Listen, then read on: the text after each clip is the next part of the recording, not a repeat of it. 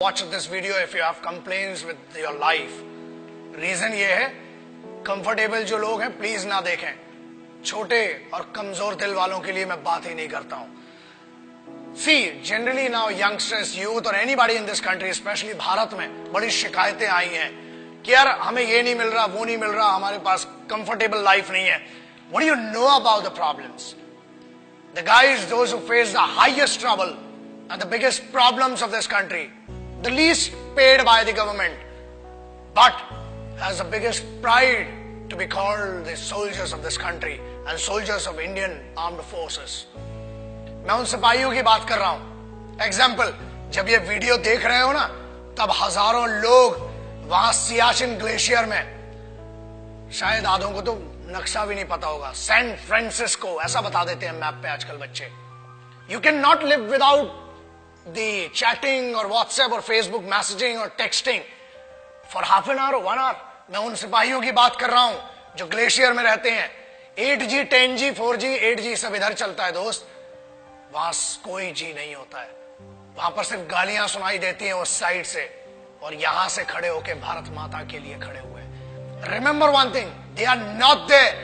They are not fighting for this country only because they hate the enemy. वो इस देश में रहने वाले लोगों से बहुत मोहब्बत करते हैं, इसलिए वो वहां पर है. They are not there for the payment which is given to them. They are not there for the privileges which are not given to them. Privileges are given to you. The facilities are given to you. फिर भी इतनी complains. अरे पानी गिर गया, हम college नहीं जा पाएंगे, ये हो गया. बहुत कंप्लेन्स है माँ बाप से इन बच्चों को. Remember that. दोस्त, कंप्लेन करने के लिए बहुत लोग हैं, लेकिन वो कंप्लेन नहीं करते हैं. क्यों नहीं करते हैं? Because they are fighting for this land, they are fighting for this country, they are fighting for that emotion of freedom. They are fighting for that emotion which belongs to you, which doesn't belong to them. वो एक sense of responsibility, sense of security आपको देने के लिए वो रात भर खून में खड़े हुए हैं. आप बात करते हो -50 जनरल टेम्परेचर है सियाचिन ग्लेशियर का. -50 जनरल. जब आप ये वीडियो देख रहे हैं, हजारों सिपाही आज भी अपने खून को सुखाकर वहां पर लड़ रहे हैं. They cock up their rifles, they write their last letters to their families, और उसके बाद एक दूसरे की नजरों में इसलिए देखते हैं कि मेरे यार ये नहीं पता कि कल मैं तेरे साथ बैठकर खाना खा पाऊंगा कि नहीं. बोलना तो बहुत दूर की बात सोचिए, आप सोच भी नहीं सकते किन कंडीशंस में वहां पर. And remember one thing, I'm not talking about the highest battleground of the country. I'm talking about the highest battleground in the world. This is the only place which is called the highest battleground in the world, and it is written in the history of the world wars. It is written in the history of warfares. जहां लोग श्वास नहीं ले सकते ना, लोग कहते हैं कि हमने 50 या 500 मीटर की दूरी पर या ऊंचाई पर लड़ा है. ये हजारों मीटर की ऊंचाई पर है, जहां सांस नहीं आती है, दिखाई नहीं देता है. वहां पर भी वो सिर्फ जज्बा है जो जिंदा रखता है लड़ने के लिए और इस देश की रिस्पेक्ट के लिए.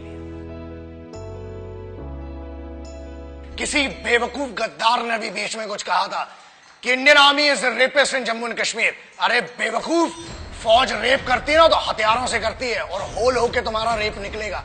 याद रखना, ये तो कॉन्स्टिट्यूशन है कि हमें फौज की आज भी एथिक्स और इज्जत है कि फौज आज भी कुत्तों को नहीं मारती, इसलिए बचे हुए हो. और याद रखना, किसी के भी खिलाफ कह लेना, मगर हिंदुस्तानी फौज, Indian army, navy and air force के बारे में बोलने के पहले 1 करोड़ बार सोचना, क्योंकि याद रखना, अगर फौज रेप पे आ गई ना तो तुम्हारी रूह का रेप होगा. Indian army does not rape. Army, navy, air force, they protect your women, they protect your sisters, because they consider every woman and every young woman as their sisters and mothers. That's why you are protected. बोलना बहुत सरल है और बहुत दम है, बहुत खुजली है, बहुत गर्मी हो रही है ना. आ जरा बॉर्डर पे 2 दिन की ड्यूटी करके दिखा, चूतड़ में से पूरी गर्मी बाहर आ जाएगी. अक्टूबर 1947 देश अभी आजाद ही हुआ था कि हम पर तो जंग थोप दी गई. But who did that? Let's talk about that. I'm talking about first unit of Sikhs, the first battalion of Sikh, one of the most elite, one of the most respected and decorated regiment of the Indian Army, called the Sikh Regiment. And this is a wonderful story. The guys whom I'm talking about, the finest warriors, the finest Khalsa warriors, वो खालसे थे जिन्हें airlift किया गया था 1947 में, जब लश्कर troops ने attack किया था हमारे ऊपर, and they were the guys which were leaded by a Muslim commanding officer. That makes me feel that pride of being an Indian. एक ऐसी सिखों की पूरी पलटन जिसे एक मुस्लिम कमांडिंग ऑफिसर ने लीड किया, and this has gone in the history of wars. दुनिया में कभी भी इतना खतरनाक ऑपरेशन नहीं हुआ, और उस सिख रेजिमेंट ने they protected the guys. And whom did they protect? The bigger question is that. याद रखिए, फौज कभी ये नहीं पूछती, और ना ही उनने 1947 अक्टूबर में पूछा कि हम हिंदुओं को बचा रहे हैं कि मुसलमानों को, कि सिखों को, कि ईसाइयों को. हम हर उस इंसान को बचा रहे हैं जो भारत में पैदा हुआ है, जो एक हिंदुस्तानी है, जो एक भारतीय है. I am talking about the organisation which in none of the cases can be called corrupt or can be called manipulated organization.